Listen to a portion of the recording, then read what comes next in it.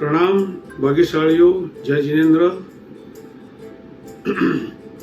આજના આ વિડીયોમાં આપણે શ્રી ભરેસર સૂત્રની વાત કરીશું, પ્રેક્ટિસ કરીશું ગાથાઓની।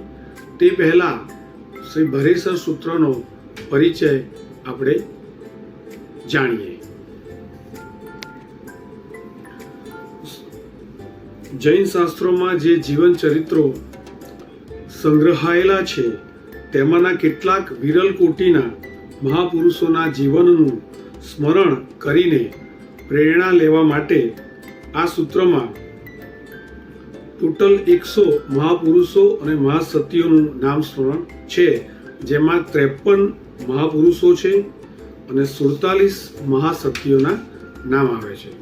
તો આ સ્મરણ કરવામાં આવે છે। રોજ આ નામ સ્મરણ કરવાથી આ ધર્માત્માઓના જીવનને યાદ કરવાથી નિત નવી પ્રેરણા મળે અને તેમનું જીવન વધુને વધુ ઉન્નત બને, એ આ સ્મરણ પાછળનું રહસ્ય છે। ચાલો ચાલુ કરીએ આપણે શ્રી ભરેસર સૂત્ર।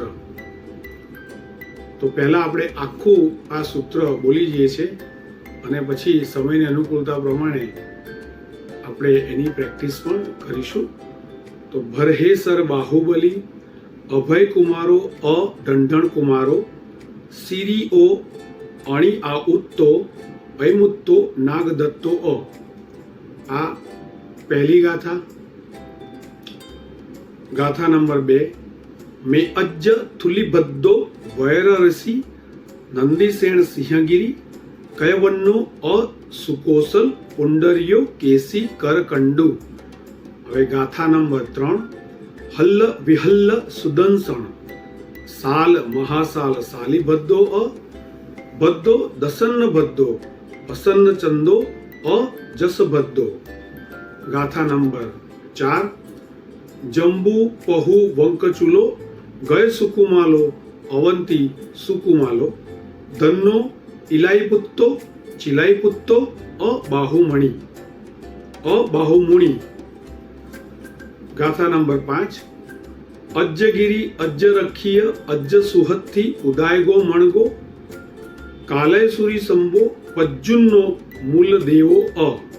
ગાથા નંબર 6, પભવો વિહુ કુમારો અદ્દ કુમારો દડપ્પહાર્ય સિજ્જંસ કુરગુડુ અ સિજ્જમ ભવ મે કુમારો અ। ગાથા નંબર 7, એમાઈ મહાસત્તા દિંતુ સુહમ ગુણ ગણહિમ સંયુક્તા જેસિન નામક ગહણે પાવપ બંધા વિલિયમ જંતી।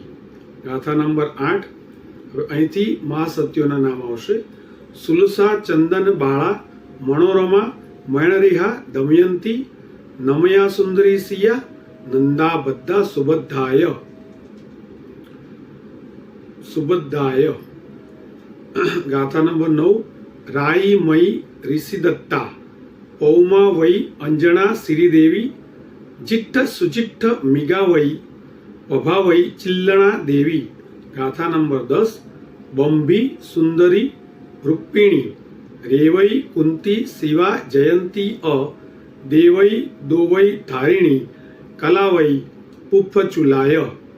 ગાથા નંબર 11, પૌમા વૈ અગૌરી ગંધારી લખમણા સુસીમાય જંબુ વૈ સચ્ચભામા રૂપિણી કણહઠ્ઠ મહિષીઓ। ગાથા નંબર 12, જખાય જખદિન્ના ભૂઆ તહ ચેવ ભૂ અદિન્નાય સેણાવેણા રેણા ભૈણીઓ થુલભદ્દસ્સ। અને ગાથા નંબર 13, ટોટલ 13 ગાથા, છેલ્લી ગાથા, ઈચ્છાઈ મહાશય્યો જયંતી અકલંક શીલકલી આઓ અજ્જવી વજ્જઈ જાસિમ જસ પડહો તિહુ અણે શૈલે। તો આ ટોટલ 13 ગાથાનું આ સૂત્ર છે। તો આપણે નેક્સ્ટ વિડીયોમાં એક એક ગાથાની પ્રેક્ટિસ કરાવીશું। એક એક ગાથા આપણે 5, 7, 10 વાર ટાઈમની અનુકૂળતા પ્રમાણે બોલીશું અને બધી જ મોઢે થઈ જાય તે રીતે આપણે કરીશું।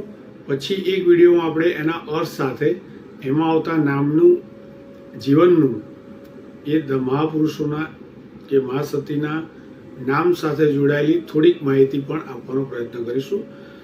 જીનાજ્ઞા વિરુદ્ધ કંઈ પણ ઉત્સુત્ર પ્રરોપણા થઈ હોય તો ત્રિવિધે મિચ્છામિ દુક્કડમ. પ્રણામ. જય આદિનાથ.